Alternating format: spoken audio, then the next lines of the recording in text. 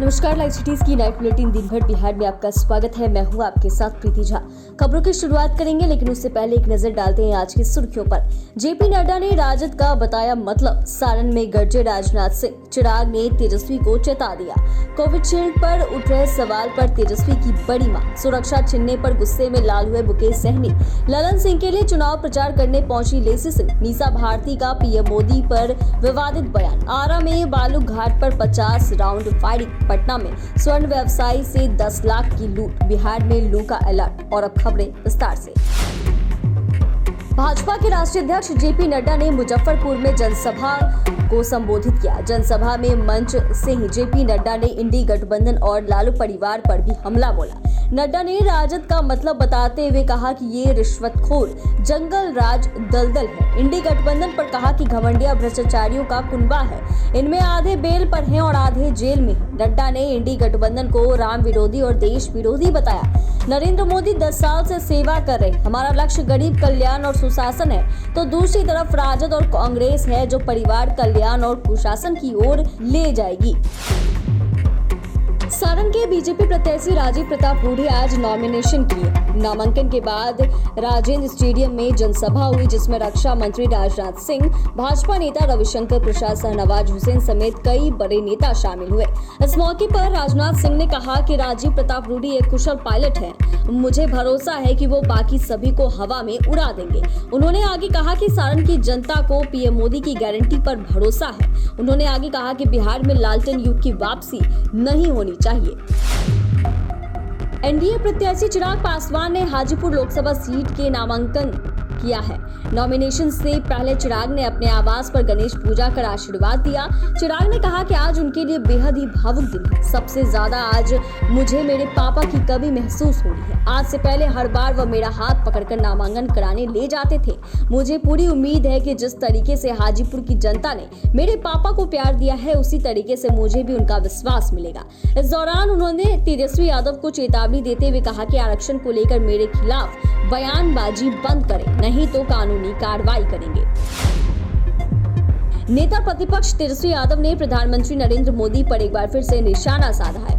Corona vaccine Covishield के ऊपर उठ रहे विवाद पर तेजस्वी यादव ने कहा कि अभी इस मामले में उनको कोई जानकारी नहीं है, लेकिन यदि कुछ बात उठ रही है तो उसकी जांच होनी चाहिए। वहीं चिराग के बयान पर कहा कि वह उन पर कानूनी कार्रवाई करने के लिए स्वतंत्र है।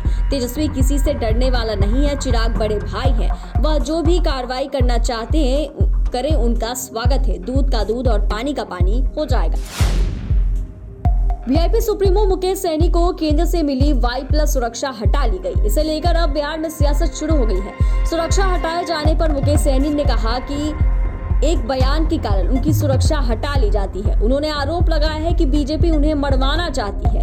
उन्होंने अपने बयान के लिए सार्वजनिक माफी मांगते हुए कहा कि उनके बयान से किसी को खेद पहुंचा है तो वे माफी मांगते हैं और माफी चाहते हैं, लेकिन मुझे फांसी पर चढ़ा दीजिए। मेरी लोकतंत्र और संविधान की रक्षा के लिए लड़ाई जारी रहेगी।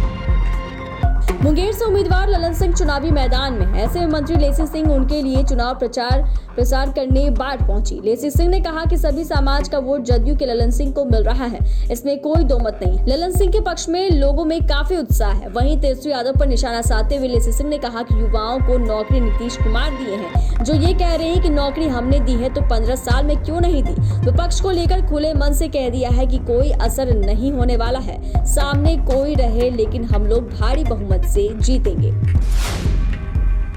मीसा भारती ने प्रधानमंत्री नरेंद्र मोदी पर विवादित टिप्पणी की है। बिहटा में एक सभा के दौरान मीसा भारती ने केंद्र सरकार पर हमला बोलते हुए कहा कि एक तरफ आप नौजवानों के लिए अग्निवीर योजना लेकर आए हैं, जिसमें नौजवान 4 साल में रिटायर होकर घर बैठेगा, और ये बूढ़ा प्रधानमंत्री 75 साल की उम्र में एक और मौका मांग रहा है। लेकिन देश की जनता बेवकूफ नहीं है। काठ की हांडी बार बार चूल्हे पर नहीं चढ़ती। ये कोई साधारण चुनाव नहीं है, बल्कि ये देश बचाने का चुनाव है। ये आरक्षण और संविधान बचाने का चुनाव है।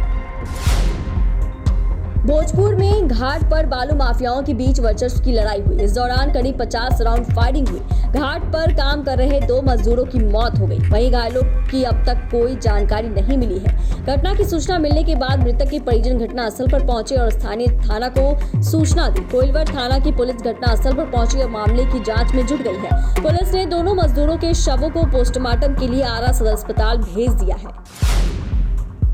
राजधानी पटना में स्वर्ण व्यवसायी से अपराधियों ने नाला रोड में लूट की घटना को अंजाम दिया। अपराधियों ने मौके पर 3 से 4 राउंड फायरिंग भी की और 10 लाख रुपए लेकर फरार हो गए। 4 की संख्या में आए अपराधी स्कॉर्पियो और स्कूटी पर सवार थे, जिसमें एक अपराधी को पकड़ लिया गया, लेकिन अन्य अपराधी लूटे पैसे लेकर फरार हो गए। पुलिस की माने तो सीसीटीवी फुटेज में भागने वाले आरोपियों की जो तस्वीर है वो सामने आई है। उन्हें जल्द गिरफ्तार भी कर लिया जाएगा।